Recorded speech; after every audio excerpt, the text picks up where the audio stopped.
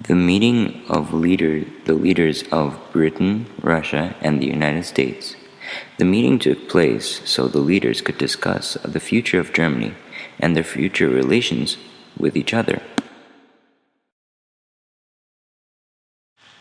Winston Churchill's Iron Curtain speech was a warning to the United States public that they needed to see the USSR was expanding, and the Communist Party was a great threat to the capitalist nations around the world. In April 1948, Congress approved $5 billion in Marshall aid.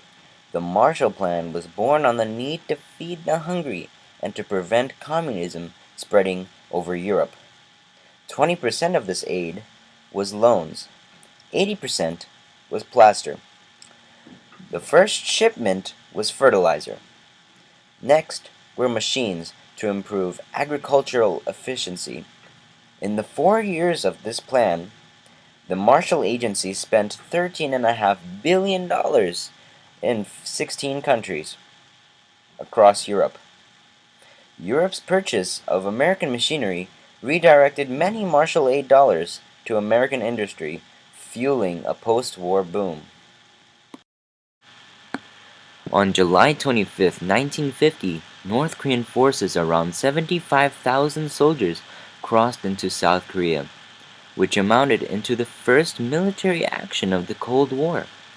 The newly formed UN condemned the act of communist aggression. A few days after the invasion, President Truman gave authorization to deploy troops in defense of South Korea. Through the UN, 15 nations contributed to military forces and were placed under U.S. General Douglas MacArthur. The North Korean army encountered little to no resistance up until late July. In late September, General MacArthur made a counter-attack which rapidly pushed back the North Koreans back past the 38th parallel where they have originated. MacArthur kept pushing the North Koreans back and was able to capture the North Korean capital Pyongyang on October 19, 1950.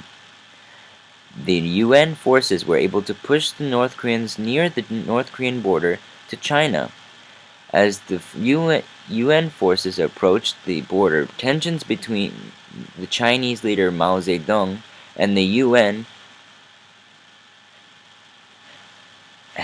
he sent his troops in North Korea for a counter-offensive that began in November 1950. By January of 1951, this led to the North Korean recapture of Pyongyang and led UN forces south back down the 38th parallel after months of fighting. The 38th parallel once again was established as the dividing point between the two countries. President Truman decided to remove General MacArthur in April of 1951, and he in his place would serve General Matthew B. Ridgway. After a long and difficult negotiation, an armistice agreement was signed on July 27, 1952, creating a ceasefire. Being the leading cause of the Cuban Missile Crisis, the US and the USSR was in an arms race to get the largest nuclear arsenal. The theory behind making a lot of nuclear weapons was that the more nukes your country has, the safer you are against other countries. After the USSR made a successful nuclear bomb, the US lost nuclear superiority and was afraid of nuclear war with the Soviet Union. Because of the theory, the arms race started with the mass production of tanks, artillery, planes, troop transports, and mainly nuclear weapons. This was a whole new outlook for the future of the Cold War, and for the world as we know it. The space race was propaganda reassuring technological superiority on military and ideological fields to appeal to the citizens and to the rest of the world.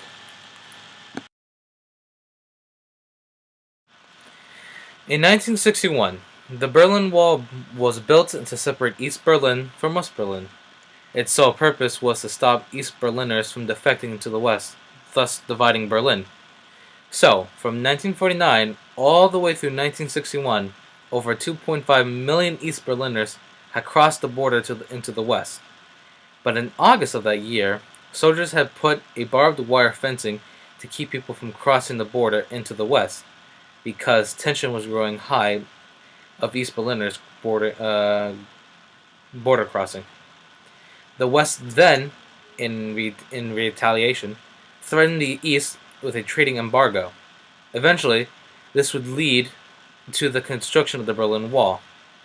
This had happened because of envy towards West Berlin's democracy and suspicion towards one another. Fear, suspicion, NATO, Warsaw Pact, Hungarian uprising, U-2 spy plane were all causes of the Cuban Missile Crisis. Fidel Castro overthrew Batista and became a dictator of Cuba. The United States almost immediately stopped buying sugar from Cuba, but Russia, on the other hand, wanted to buy 1 million tons of it. Fidel Castro quickly became a pro-communist, and Cuba then followed. Then afterwards, as you can see, a pro-communist state only 19 miles away from the United States mainland. JFK looks weak to the rest of the world because the failure of the Bay of Pigs fiasco. This was the invasion of Cuba by the United States, and Khrushchev has a new friend. Fidel Castro is very paranoid by now, and he wants as much military help and economic help as he can. So Khrushchev supplies tanks, weapons, artillery. The United States doesn't really mind this because this is all defensive weapons. Until a U-2 spy plane takes a photo of the construction of a nuclear facilities being built. After many months, many days and hours of deciding, the United States put a naval blockade around Cuba and closed and stopped every ship from coming in or out of Cuba because in fear of importation from Russia of nuclear bombs.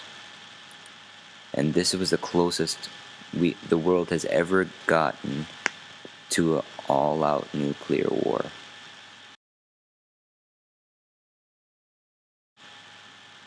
The Vietnam War was a devastating experience for the United States. More than 158,000 Americans were killed in the conflict, and the long, bitter war deeply divided the American people. Although the United States didn't enter the war on a large scale until 1965, build up to the war began many years earlier. In fact, American involvement in Vietnam dates back to the Second World War, when the United States sought to end Japanese occupation of Southeast Asia, including Vietnam.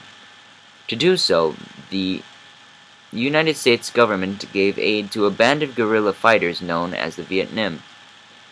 The group was led by Ho Chi Minh, a communist who greatly admired the United States. With American aid, the Viet Minh were able to take control of large areas of northern Vietnam. When the Japanese surrendered to end the Second World War, it pulled its troops out of Vietnam. Ho and his followers saw the departure of the Japanese as an opportunity to drive the French, who have ruled over Vietnam for about 100 years as a colonial power. After the Japanese left the country, Ho declared Vietnam's independence His declaration came in midst of changing world politics, changes that would have profound effects on Vietnam. With the end of the World War II, U.S. President Henry Truman worried that the growing power of the Soviet Union, the worried of the growing powers of the Soviet Union. The Soviet Union were installing communist governments in Eastern Europe, creating a strong communist bloc. Truman believed that that communism threatened democracy and human rights, and saw it as a responsibility of the United States to prevent its spread. Truman viewed France, a democracy, as an ally during the struggle of communism. France, in turn, wanted to take back control of its colonies in Southeast Asia. That is why when Ho Chi Minh asked the United States to help Vietnam, Truman never responded to any of his letters. Ho then turned to follow communists for support instead. Then, in 1949, Communist Mao Zedong took control of China. Then, the change renewed American tension on Asia and increased worries about communism in Vietnam. Back in Vietnam, France was busy fighting the Viet Minh, regaining control of its former colony. Both China and the Soviet Union was supporting Ho's forces. To prevent Vietnam into falling into communist hands, the United States pledged economic and military support to the French in 1953. Dwight D. Eisenhower became president. He and his advisors worried that if Vietnam turned into a communist government, and the rest of Southeast Asia would in turn follow. This idea was called the domino theory, and would shape American actions in Vietnam for years to come. Then, in 1954, the French lost the vital battle of Dien Bien Phu. Weary of war, they prepared to withdraw from Vietnam. By international agreement, Vietnam was divided in half at the 17th parallel, and Ho was allowed to control the northern half, while this anti-communist forces held the southern half. Outlook of the war. This helped the Vietnamese win the war against the United States. The struggle for freedom, the ability to see families and friends, has come in Germany. The wall that has divided Germany from east and west has fallen, showing the first signs of the failing USSR. The communist government is starting to finally show weakness through the Iron Curtain. This was a great day for democracy. In the early 1980s, the Soviet Union was seen by the West as a daunting superpower that is still on the verge of a possible global domination. The West saw the USSR as having the largest military and being a large industrial power. They also believed that the Soviet Union would never fall without a fight. A nation that was founded by the bloodshed of a communist was now, by some miracle, fully diminished by the noble intentions of Mikhail Gorbachev and ultranationalist Boris Yeltsin. Each of these two men were able to put aside their differences, being Soviet communist and nationalist, and were to make a compromise that was, though thought to be only taken down by a world conflict, being World War III, leaving civilization as we know it annihilated. Because of the efforts of these men, Soviet Union only exists in history books.